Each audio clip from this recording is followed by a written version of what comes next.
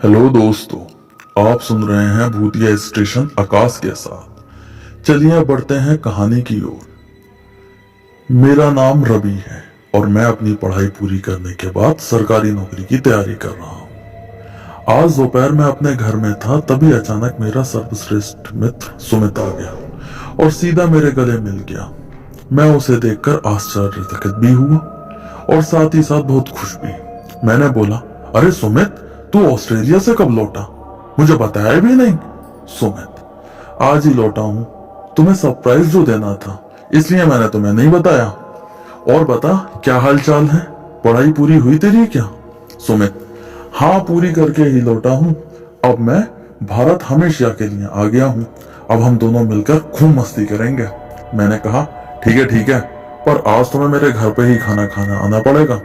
सुमित बोला, ठीक है यार, जरूर आऊंगा, लेकिन फिर एक वादा कर, खाना खाने के बाद मुझे घुमाने लेकर चलेगा?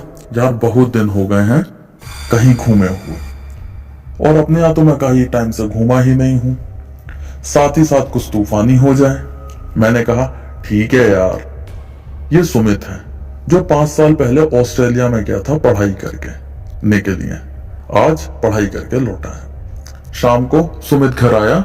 खाना खाने के बाद हम दोनों हमारे गांव के बाहर एक पुराना मंदिर था, वहां घूमने गए। मैंने बोला, सुमित, क्या तुझे पता है यह मंदिर कुछ ज्यादा ही फेमस है? सुमित, क्या यार, हम तो तफरी काटने आए थे और तू मुझे इस मंदिर में ले आया। क्या तुझे कोई और अच्छी जगह नहीं मिली थी? मैंने बोला, तू चल तो, बहुत पुराना मंदिर है, अब तो वह पूरा खंडर बन चुका है। लोगों का कहना है यहाँ पर भूत प्रेत भी रहते हैं। सुमित बोला, हट, भूत भूत कुछ नहीं होता। मैंने बोला, चलने में क्या हर्ज है यार, एक बार देख ही ले, गांव वाले सच बोलते हैं या झूठ? सुमित बोला, चल ठीक है, साथ चलकर देखते हैं और पता लगाते हैं कि सच में भूत है भी या नहीं। मैंने बोला, वो मंदिर खंडर है, वहां कोई नहीं रहता है, चलकर देख ही लेते हैं। सुमित बोला, ठीक है, चल। फिर हम दोनों मंदिर के अंदर चले गए। मंदिर अंदर से काफी बड़ा था, लेकिन गांव वाले ठीक कहते थे, यह मंदिर नहीं, खंडर है। अंदर से मंदिर काफी भयानक था। तभी एक तेजी से आवाज आई, कौन हो तुम? यहां क्या कर रहे हो?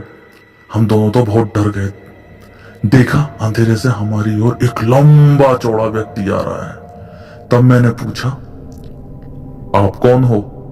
वह बोला, मैं यहाँ का पुजारी हूं, तुम यहाँ क्यों आए हो? सुमित बोला, इतने अंधेरे में और इस बड़े खंडर में आप क्या कर रहे हो पुजारी जी?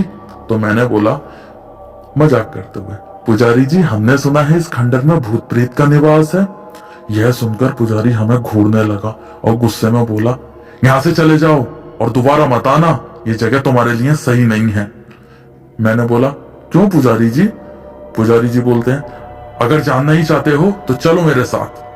पुजारी हमें एक कमरे में ले गया और जैसे ही हम दोनों कमरे के अंदर घुसे, पुजारी ने बाहर से ही दरवाजा बंद कर दिया। यह देख हम दोनों बहुत डर गए। वहां पर अंदर जाकर देखा तो हमारे होश ही उड़ गए। अंदर कई सारे कंकाल और हाड़ पिंजर पड़े थे और बहुत ही ज्यादा गंदी बदबू आ रही थी। यह सब हम देख ही रहे थे कि पीछे से 2 बहुत बड़े बड़े भयानक से आदमी आए और हम दोनों को पकड़ लिया।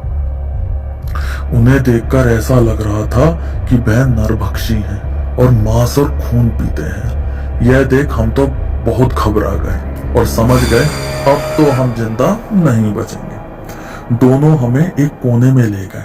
हम दोनों बहुत चिल्ला रहे थे, लेकिन कोई नहीं आया। इतने में वहीं पुजारी एक चमकदार तलवार लेकर हमारे कमरे में चला आया। उसने हवन कुंड में आग जलाई और मंत्र पढ़ने लगा।